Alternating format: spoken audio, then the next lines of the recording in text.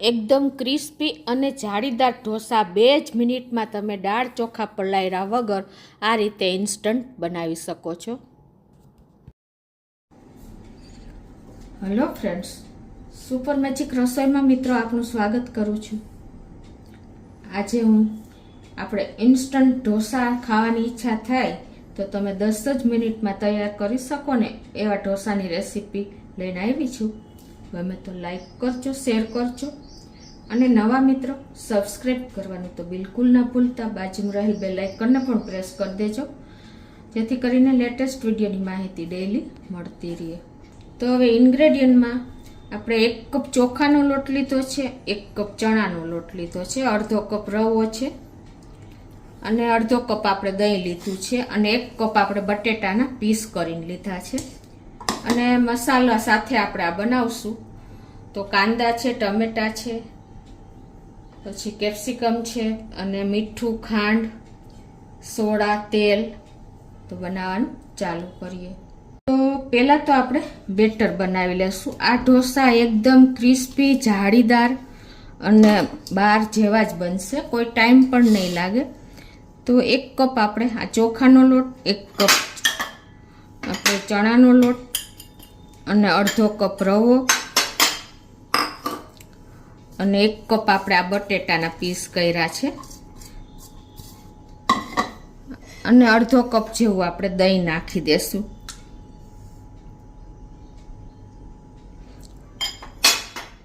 અને એમાં test according અડધી ટીસ્પૂન જેવું મીઠું નાખી દેશું, અડધીથી પોણી ટીસ્પૂન જેવું ટેસ્ટ એકોર્ડિંગ.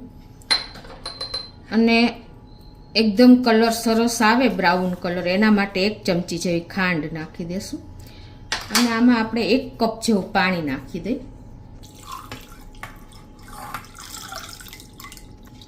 અને હવે આને આપણે એકદમ ફાઇન બેટર તૈયાર કરી લઈશું. તો આ રીતે જો આપણે બેટર તૈયાર થઈ ગયું છે, એકદમ સ્મૂથ બેટર તૈયાર થયું છે આપણું. ઢાંકી અને હવે 10 મિનિટનો રેસ્ટ આપી દઈ. હવે આપણું બેટર રેસ્ટ લ્યું છે ને ત્યાં આપણે એક મસાલો કરી લઈએ. સ્પેશિયલ મસાલો છે. તો 1 ચમચી જેવું આપણે કાશ્મીરી લાલ મરચું, 1 ચમચી જેવો ચાટ મસાલો અને 1 ચમચી જેવો સંચર પાવડર. આ ત્રણેયને આપણે મિક્સ કરી લેશું અને એકદમ ચટપટો આપણો આ મસાલો તૈયાર થઈ જશે. તો 10 મિનિટ જેવું થઈ ગયું છે અને જો આપણું બેટરમાં હવે આપણે અડધી ચમચી જેવો બેકિંગ સોડા એટલે કે ખાવાનો સોડા નાખી દેશું અને એની ઉપર આપણે 1 ચમચી જેવો લીંબુનો રસ નાખી દઈ.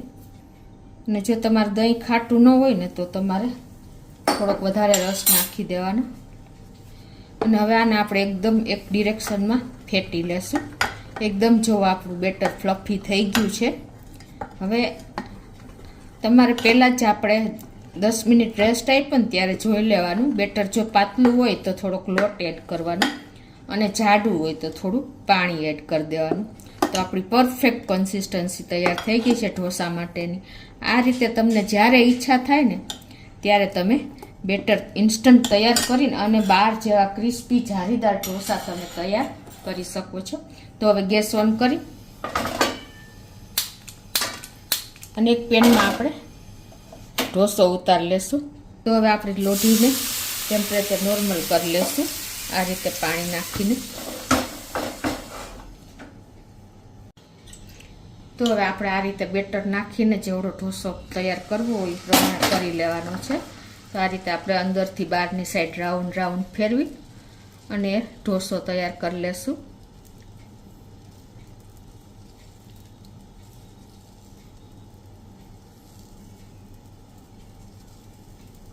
આ ઢોસા મિત્રો તમારે દાળ ચોખા પલાળવાની ઝંઝટ વગર એની ટાઈમ તમે તૈયાર કરી શકો છો. ઢોસો પણ સેજ કૂક થઈ ગયો છે તો એની ઉપર આપણે આ રીતે બટર લગાવી દઈશું. અને તમારે જો તેલ લગાવવું હોય તો તેલમાં પણ તૈયાર કરી શકો છો. હવે આપણે એના ઉપર આ મસાલો જે તૈયાર કર્યો છે ને એ સ્પ્રિંકલ કરી દઈશું. તમારા ટેસ્ટ અકોર્ડિંગ બધું કરી શકો છો. અને ઉપરથી આપણે થોડા કાંદા નાખી દેશું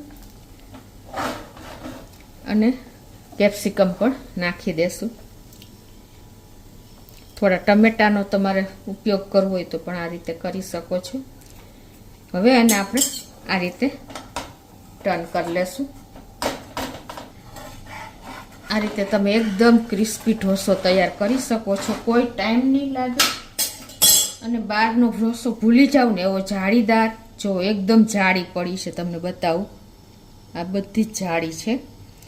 તો હવે આ રીતે તમારે ઢોસો તૈયાર કરી લેવાનો છે. જો મિત્રો, બહારના ઢોસાને ટક્કર મારે ને એવો આપણો ઢોસો તૈયાર થયો છે ને. તો હવે આ રીતે આપણે ચીઝ ઢોસો બાળકો માટે પણ ઉતારી લઈએ. તમે તમારા ટેસ્ટ એકોર્ડિંગ અનેક જાતના ઢોસા તૈયાર કરી શકો છો, એટલે કે અનેક ફ્લેવરના. તો આ રીતે આપણે પાછું બેટર 1 ચમચો નાખી અને ઢોસો તૈયાર કરી લઈએ.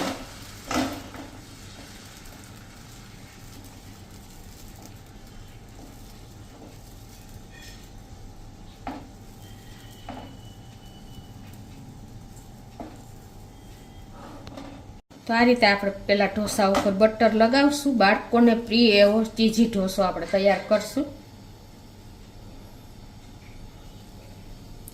અને હવે એની ઉપર આપણે મસાલો સ્પ્રિંકલ કરી દઈએ જે તૈયાર કર્યો છે એ. અને ઉપરથી આપણે કેપ્સિકમ, ટમેટા, કાંદા આ બધું જ સ્પ્રિંકલ કરીને અને લાસ્ટમાં આપણે ચીઝ સ્પ્રિંકલ કરી દઈશું.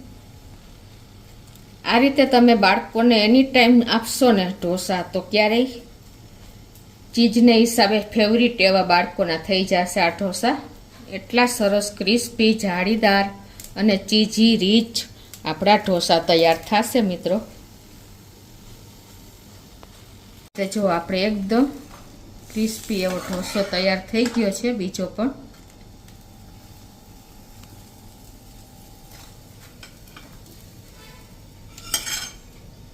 મિત્રો એકદમ ક્રિસ્પી, આપણે તમને ખ્યાલ આવી જતો હશે, અવાજ આવતો હશે. આમ જુઓ, એટલા સરસ ઢોસા તૈયાર થયા છે.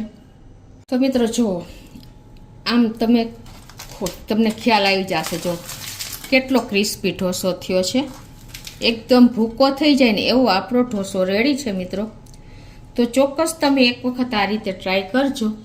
અને તમને આ વિડીયો ગમે તો લાઈક કરજો, શેર કરજો અને નવા મિત્રો સબસ્ક્રાઈબ કરવાનું તો બિલકુલ ના ભૂલતા.